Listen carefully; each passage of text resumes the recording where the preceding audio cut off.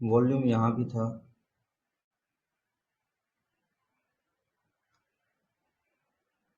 Volume यहाँ भी था, और वॉल्यूम यहाँ भी था। गैप यहाँ भी था, करीब करीब गैप यहाँ भी था, गैप यहाँ भी था, और गैप आज भी है करीब करीब। इन सारे वॉल्यूम में और आज के वॉल्यूम में क्या थोड़ा मोड़ा डिफरेंस है, ये समझाने की कोशिश करता हूँ। यहाँ जो वॉल्यूम आया ये रेंज तोड़ नहीं पाया, यहाँ वॉल्यूम आया, ये अगर आप देखोगे तो एक बड़ा कैंडल बना, अगले दिन से ही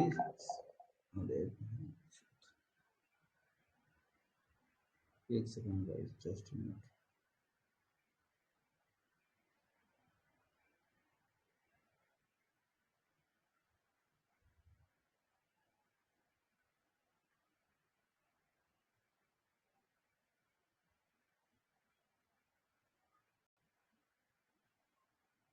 जैसा कि कल बोला था मैंने, टेलीफोन्स आर मोस्ट बेकार चीज, it always distracts you.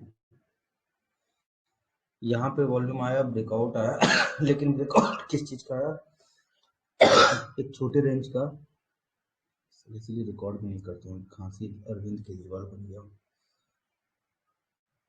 Breakout आया और उसके बाद अगर आप देखोगे दिस वाज द रेंज जिसको ये रिस्पेक्ट कर रहा था, वो फिजल आउट हो गया, क्योंकि एक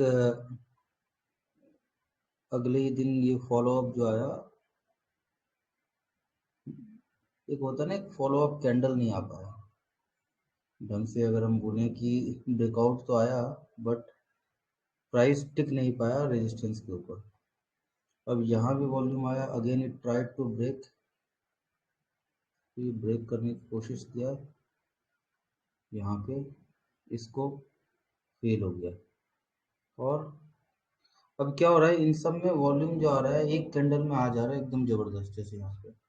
अब यहाँ पे इस बार क्या हो रहा है, पहले तो अब आप देखो, first attempt, second attempt, third attempt, अब ये थर्ड अटेम्प्ट हो गया। अब ओवरऑल स्ट्रक्चर क्या है वीकली, अगर हम देखें weekly also we can see, तो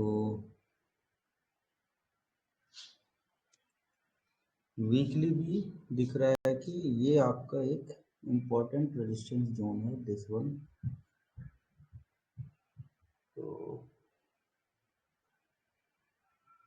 अब वीकली एक इम्पोर्टेंट रेजिस्टेंस के पास, और इस बार हुआ क्या है,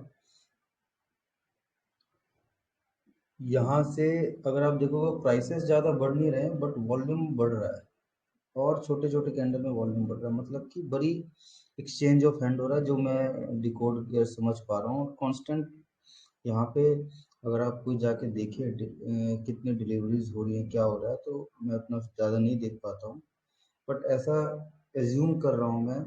और आज का जो वॉल्यूम है, this has broken 2 times resistance. अब क्या होता है, जैसे यहाँ वॉल्यूम आया, अब कितने बड़े रेजिस्टेंस को तोड़ा इसने, और कितने लंबे कंसोलिडेशन को, इट वाज वेरी स्मॉल। यहाँ पे अगेन देखो, एक रेंज को 2000 सितंबर के 23 के बाद जनवरी फिर पुल बैक आया, फिर आ रहा है। तो what I am trying to say you कि this time volume has different meaning, third attempt hit कर रहा है, and we are almost near to lifetime high, और एक्सपायरी भी है, मंथली एक्सपायरी भी आ गया सामने। तो there is a very high chance in my opinion कि इफ नॉट पोस्ट एक्सपायरी, मतलब इफ नॉट टुमारो और day after tomorrow, but post expiry this stock should explore from here. Explore करने का ये पूरा पोटेंशियल रखता है। अब there is another theory also कि यहाँ पे हो सकता है प्राइस 1-2 दिन रुक जाए और फिर एकदम से चल जाए। तो ये हमारे मेरे समझ से एक काफ़ी अच्छा ट्रेड बन सकता है आने वाले मार्च के लिए। अब दो एक साल मतलब 2021 से 3 साल हो गया ना, 3 साल का रेंज ये स्टॉक अब की बार तोड़ सकता है। Havells the wire that doesn't catch fire can catch fire in coming days. एक ये हैवेल्स मेरे वॉच लिस्ट पे है। और जैसा कि टाटा मोटर्स हमने कल डिस्कस किया था, हैवेल्स हो गया, और दूसरा कौन सा स्टॉक मेरे वॉच लिस्ट पे, वोल्टास। यस, दोनों बोथ सेगमेंट, ये एक ही सेगमेंट के स्टॉक्स हैं, but both are looking super solid. तो वोल्टास क्यों, यू ऑल नो कि फिबोनाची अलर्ट करके मेरा एक ग्रुप है फिबोनाची, तो मैं उसको काफ़ी वॉच करता हूँ। अब क्यों मैं इस बार आज I have made a very big position in Voltas, obviously hedge करके 1100 जो भी लेवल है ये, इसके पे मैंने फ्यूचर्स उठाया है। आई थिंक ऑलमोस्ट, मैं आपको बता भी दे रहा हूँ, काफ़ी बड़ी क्वांटिटी उठाई अपने लेवल से।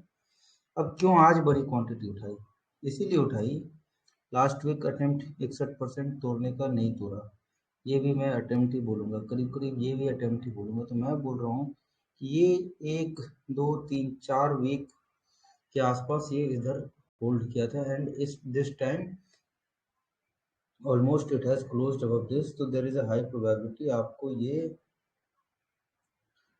कल प्राइस दिखा देगा 1150 तक का लेवल। तो इसमें भी वॉल्यूम का अगर आप देखो, जैसे इसका वॉल्यूम इंटरेस्टिंग है, देखो यहाँ से गैप अप कहाँ हुआ अगेन, तो वॉल्यूम कहाँ पे बन रहा है, किस स्टॉक पे बन रहा है, किस लेवल पे बन रहा है, इट ऑल मैटर्स। ये नहीं कि कहीं भी वॉल्यूम कैंडल आ गया है तो यू शुड गो गागा, अरे बहुत अच्छा हो गया। जैसे यहाँ पे देखो वॉल्यूम आया तो जरूर, लेकिन ब्रेकआउट आया क्या, नहीं आया। लेकिन इस बार क्या हुआ, वॉल्यूम आया और गैप से दोनों 1 2 3 4 चार रेजिस्टेंस को तोड़ा, प्राइस ऊपर गया 0.5 के पास आया, नीचे आया, नीचे आने की कोशिश की, लेकिन एक कंसोलिडेशन, बार बार बायर्स का इतना स्ट्रॉन्ग हैंड कि they did not let it break, ऊपर गया, बड़ी candle, high volume pull back आया, इसको टच नहीं कर पाया। अगर हम ऐसे देखें कि मोटा मोटा रिट्रेसमेंट लेवल के आसपास नीचे क्लोज करके फिर वहीं तुरंत ऊपर जाके, अब देखो यहाँ पे ऐसे मैं इस कैंडल को कंट्रोल कैंडल ले रहा हूँ, नीचे आके आज इसके ऊपर गया है, तो 99% प्रोबेबिलिटी बनती है कि कल ये 1150 आपको हिट कर देगा। तो 33 रुपीज़ का टारगेट, अब 33 क्यों, ऊपर और क्यों नहीं, ऊपर भी जाएगा, बट अभी हमारे पास इमीडिएटली में ये एक जोन जो है, ये काफ़ी बड़ा रेजिस्टेंस जोन है। अगर मैं इसको और ऐसे देखूं हिस्ट्री में जाके, तो हम ऐसे देख सकते हैं 1137 एक गैप है, तो ये गैप के पास तक प्राइस, गैप भी नहीं, ये क्लोजिंग, ये जो ओपन है 1144 पे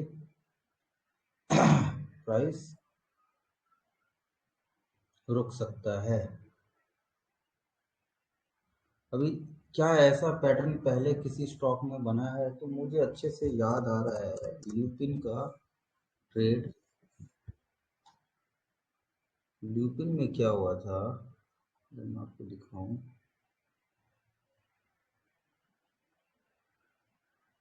ये देखो, ये यहाँ गैप दिख रहा है आपको, ये देखो प्राइस जाके वहाँ जिग जैग किया था, ये इस लेवल पे। तो ऐसा मैं ये इसीलिए दिखा रहा हूँ कि जब टारगेट आता है तो आप कंफ्यूज हो जाते हो कि अरे रुक जाते हैं, स्ट्रांग है, लेकिन आप देखो ऊपर जाके टेस्ट करके नीचे आके कैसे झटका दे रहा है। तो एक बार अगर आप एफ एंड ओ करते हो तो टारगेट पे निकलना जरूरी होता है। जिग जैग फाइनली जब इस लेवल के ऊपर रीटेस्ट करके टिकना शुरू हुआ तो फिर एकदम लीनियर गया। तो ऑप्शंस वालों की तो यहाँ पे बैंड बजा देते हैं ये, लेकिन जो कैश में बाय एंड होल्ड करते हैं उनके लिए मजा है। तो आपको इस तरह के गैप्स को ध्यान देना है। और ठीक है, चलो, ओके।